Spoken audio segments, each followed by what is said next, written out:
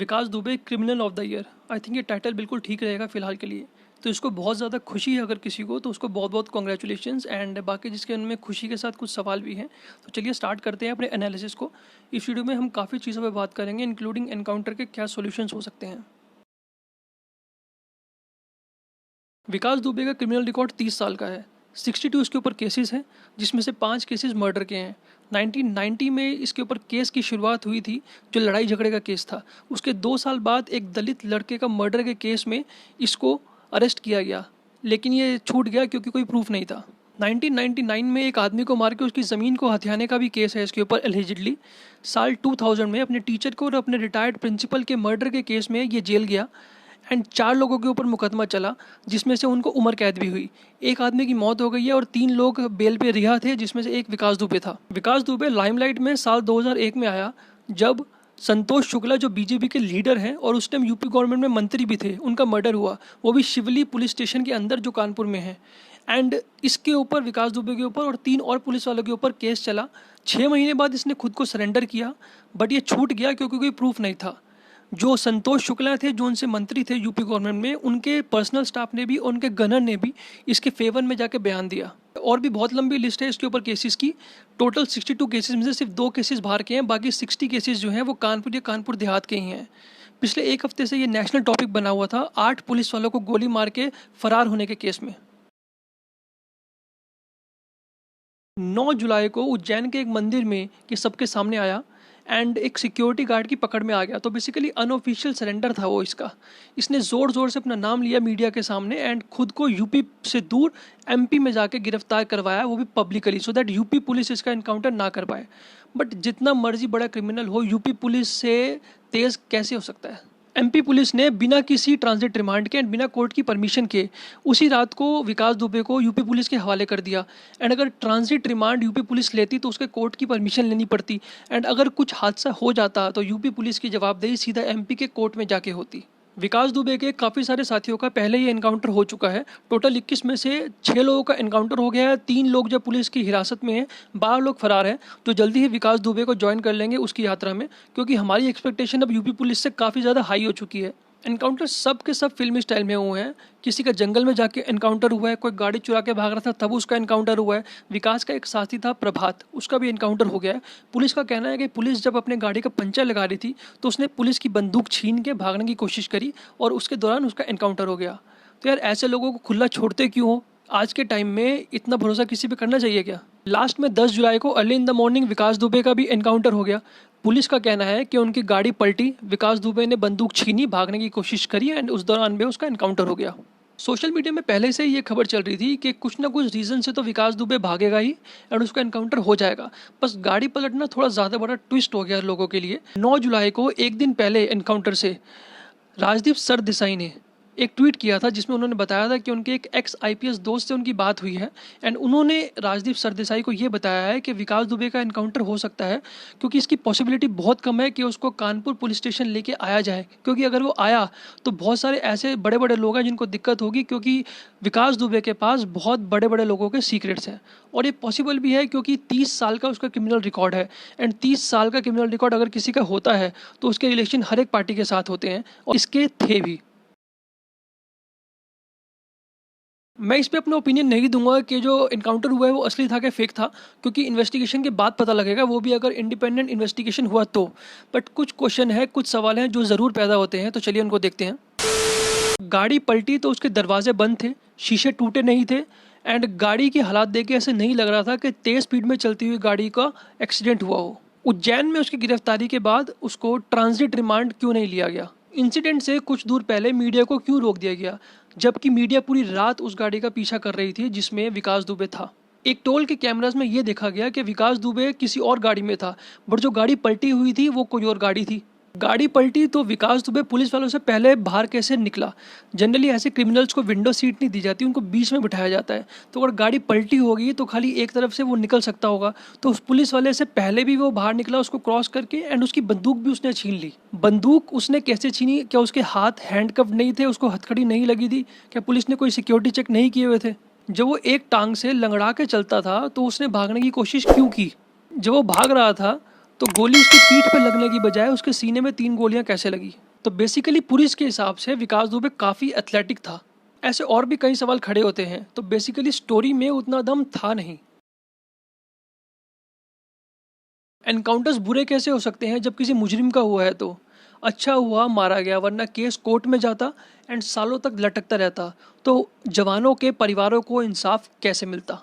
देखिए, मैं आपके इमोशंस को बिल्कुल समझता हूँ और आपके इमोशंस बिल्कुल सही भी हैं कि इंडिया का जस्टिस सिस्टम बहुत ज़्यादा स्लो है एंड जस्टिस मिलने में काफ़ी लंबा समय भी लग जाता है। जैसे निर्भया का केस 2012 का था, लेकिन जस्टिस मिला 8 साल बाद 2020 में उसके अपराधियों को सज़ा मिली है। बट अगले कुछ मिनट तक आप अपने इमोशंस को ज़रा साइड में रख के इसके रूट कॉजेज़ को समझने की कोशिश कीजिए कि आखिर ये एनकाउंटर्स गलत क्यों हैं एंड इसका सोल्यूशन या इसका ऑल्टरनेटिव है क्या।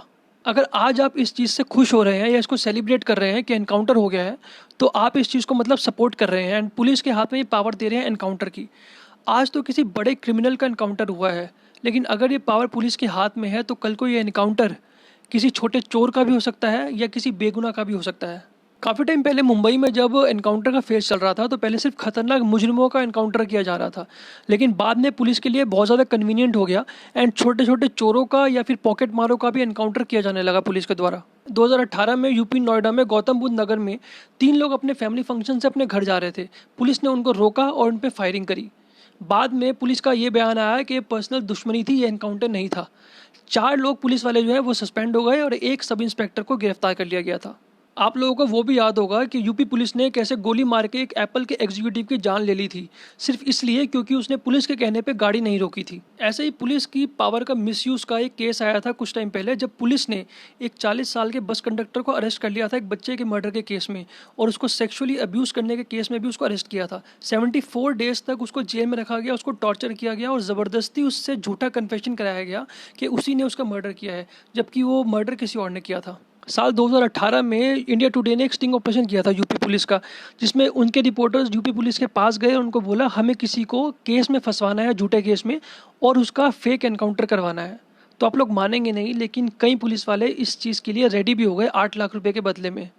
एंड इवन एक सब इंस्पेक्टर ने तो पूरा प्लान भी समझा दिया कि कैसे उसको बैंक रॉबरी के केस में फंसाकर उसका एनकाउंटर किया जा सकता है। तो आप लोग खुद समझ सकते हैं कि क्या वैल्यू है किसी की जान की, या फिर आप ये कह सकते हैं कि क्या वैल्यू है पैसों की। ऐसे और भी कितने सारे अनरिपोर्टेड केसेस होंगे और भी जगह पे। तो ये सब इंसिडेंट्स को देख के क्या पुलिस के हाथ में एनकाउंटर की पावर देना सही होगा?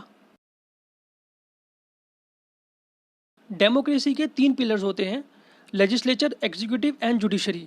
हर पिलर की अपनी इंपॉर्टेंस होती है, स्पेसिफिकली जुडिशरी की, क्योंकि लोगों का सबसे ज़्यादा भरोसा जुडिशियल सिस्टम में ही है आज की डेट में। एंड सुप्रीम कोर्ट इंडिया की सबसे बड़ी जुडिशियल कोर्ट है। एनकाउंटर के सॉल्यूशन को ढूंढने के लिए हमें सिस्टम के कुछ बेसिक रूट कॉजेज़ को देखना पड़ेगा, जिससे हमें पता लगेगा कि हमारा जुडिशियल सिस्टम इतना स्लो है क्यों आखिरकार। Pendency cases and vacancy. India में लगभग 31 मिलियन यानी 3 करोड़ 10 लाख केसेस जो है वो पेंडिंग है। उसमें से 1/3 केसेस जो है वो 3 साल से भी ज़्यादा टाइम से पेंडिंग है। हाई कोर्ट में टोटल मिला के 80 लाख के आसपास केसेस पेंडिंग है, जिसमें से 50% केसेस जो है वो 3 साल से भी ज़्यादा टाइम से पेंडिंग है। एंड कुछ स्टेट्स जो हैं जैसे कोलकाता एंड उड़ीसा, उसमें ये हाई कोर्ट की पेंडेंसी जो है केसेस की, ये 70% तक है। 2019 की एक रिपोर्ट के हिसाब से 1049 सीट्स जो है वो होती हैं टोटल मिला के हाई कोर्ट के अंदर, जिसमें से खाली 680 सीट्स जो हैं वो भरी गई हैं, मतलब 37% वैकेंसी अभी हाई कोर्ट के अंदर। एंड बाकी जो लोअर कोर्ट्स हैं उसमें 25% मतलब 1/4 जो है टोटल जजेस के, वो भी वैकेंट है वहाँ पे सीट्स। 2016 की एक प्रेस कॉन्फ्रेंस में तब के chief justice of India T.S.. Thakur PM Modi के सामने स्टेज पर ही रो पड़े थे, ये कहते हुए कि जजेस के ऊपर बहुत ज़्यादा प्रेशर है। एक बिजी कोर्ट के अंदर एक जज को एक केस सुनने के लिए सिर्फ 2.5 मिनट मिलते हैं, मतलब 2.5 मिनट में एक केस सुनने के लिए कितना मेंटल प्रेशर होता होगा सही डिसीजन देने के लिए उस जज के ऊपर। 1987 की लॉ कमीशन ने ये रिकमेंडेशन दी थी कि कम से कम 50 जजेस होने चाहिए 10 लाख केसेस के ऊपर, बट आज भी खाली 10 जजेस हैं 10 लाख केसेस के ऊपर। वो रिकमेंडेशन आज तक लागू नहीं हो पाई है। Government interventions. यूजुअली यही समझा जाता है कि जजेस ही जजेस को अपॉइंट करते हैं, मगर पार्लियामेंट में एक क्वेश्चन उठा था, उस क्वेश्चन के जवाब में 27 नवंबर 2019 को ये जवाब दिया गया कि 239 जजेस को अपॉइंट करने के लिए हाई कोर्ट ने रिकमेंडेशन दिया था, लेकिन 1 साल से भी ज़्यादा का टाइम हो चुका है एंड उन रिकमेंडेशंस पे काम नहीं हुआ है, वो वैसे के वैसे ही पेंडिंग है। एंड कब तक गवर्नमेंट जो है इसको अपॉइंटमेंट में लेके आएगी एंड प्रेसिडेंट इस पर साइन करेंगे एंड जजेज ये अपॉइंट होंगे कोर्ट के अंदर, तो ये कहना बहुत ज़्यादा मुश्किल है क्योंकि इसके लिए कुछ भी क्लियर नहीं बताया गया है। स्पेशल कोर्ट्स 2005 में 11th फाइनेंस कमीशन ने ये सजेशन दिया था कि फास्ट ट्रैक कोर्ट्स बनने चाहिए। 2014 में 245th लॉ कमीशन ने ये रिकमेंडेशन दिया था कि स्पेशल कोर्ट्स बनाने चाहिए जिसमें नए ग्रेजुएट्स को रिस्पॉन्सिबिलिटी देने चाहिए कि वो छोटे मोटे सारे केसेस जो है हैंडल कर सके, उनको देख सके जो भी मेन कोर्ट्स के ऊपर बर्डन की तरह है। जैसे आपकी अगर गाड़ी का चालान है या कोई म्यूनिसिपैलिटी का चालान है तो वो मेन कोर्ट में जाके ही रिजॉल्व होता है। इस चीज़ से टाइम तो वेस्ट होता ही है कोर्ट का, बट बड़े केसेस जो हैं वो भी डिले होते हैं। पीएम मोदी ने अपनी स्टेटमेंट में कहा था कि जब वो पावर में आएंगे तो स्पेशल कोर्ट्स बनाई जाएंगी, बट अभी तक उस पर कोई काम नहीं किया गया है। Government policies, government ease of doing business पे तो ध्यान दे रही है, लेकिन ईज़ ऑफ कंप्लाइंसेस पे भी उसको ध्यान देना होगा ताकि कोर्ट का प्रेशर कम हो सके। गवर्नमेंट की जो कॉर्पोरेट पॉलिसीज़ हैं, जो रूल्स एंड रेगुलेशंस हैं, उसमें काफ़ी सारे लूप होल्स हैं, काफ़ी सारी कमियां हैं, जिसकी वजह से जो केसेस जो हैं वो पाइल अप होते हैं एंड कोर्ट में जाते हैं डिस्प्यूट बन के। होता क्या है कि कंपनी में अगर कोई डिस्प्यूट होता है या कंपनी एम्प्लॉय में डिस्प्यूट होता है या गवर्नमेंट के कोई डिपार्टमेंट में कंपनी में कोई डिस्प्यूट होता है तो वो केस बन के जो है कोर्ट के पास जाएगा एंड कोर्ट का टाइम कंज्यूम करेगा। कोर्ट में ऐसे हज़ारों केसेस हर साल इकट्ठे होते जा रहे हैं कंपनीज की तरफ से, क्योंकि गवर्नमेंट की पॉलिसीज़ इतनी क्लियर नहीं है कि वो केसेस वहीं के वहीं रिजॉल्व किया जा सके। तो गवर्नमेंट को अपनी पॉलिसीज़ में बहुत इंप्रूवमेंट की ज़रूरत है ताकि वो केसेस कोर्ट में जाने की बजाय उसी टाइम वहीं डिपार्टमेंट में और गवर्नमेंट के बीच में और कंपनीज के बीच में वहीं पे ख़त्म हो सके। पॉलिटिशियंस, पुलिस के इंडिपेंडेंट काम करने के लिए सुप्रीम कोर्ट ने 7 डायरेक्टिव्स निकाले थे जिससे पुलिस की रिस्पॉन्सिबिलिटी, उसकी जिम्मेदारी फिक्स की जा सके ताकि वो पुलिस वाला जो है किसी के इन्फ्लुएंस में या अपने खुद के पर्सनल इंटरेस्ट के लिए अपनी पावर का मिसयूज़ ना कर सके। वैसे तो सही के लिए सिस्टम से टक्कर लेने वाले बहुत से पुलिस वाले लोग हैं, लेकिन आज भी अगर कोई बिना ऑर्डर फॉलो किए सही का भी साथ देता है तो उस पुलिस वाले का ट्रांसफ़र कर दिया जाता है। ऐसे में सुप्रीम कोर्ट के उस डायरेक्टिव्स का फॉलो करना बहुत ज़रूरी था, लेकिन अभी तक उनका फॉलो नहीं किया जा रहा है। ये कुछ रीजंस हैं उन बहुत सारे रीजंस में से जो बताता है कि सिस्टम का फेलियर कहाँ कहाँ है। एंड जितने मर्जी एनकाउंटर हो जाए, ये सिस्टम का फेलियर उन एनकाउंटर से सही नहीं हो सकता। एनकाउंटर्स जो है जुडिशियल सिस्टम को बाईपास करता है, तो हमें जुडिशियल सिस्टम को ख़त्म नहीं करना है, उसको इम्प्रूव करना है, उसको बेहतर बनाना है। थैंक्स फॉर वॉचिंग, मिलते हैं अगले वीडियो में। सी यू सून एट यूट्यूब।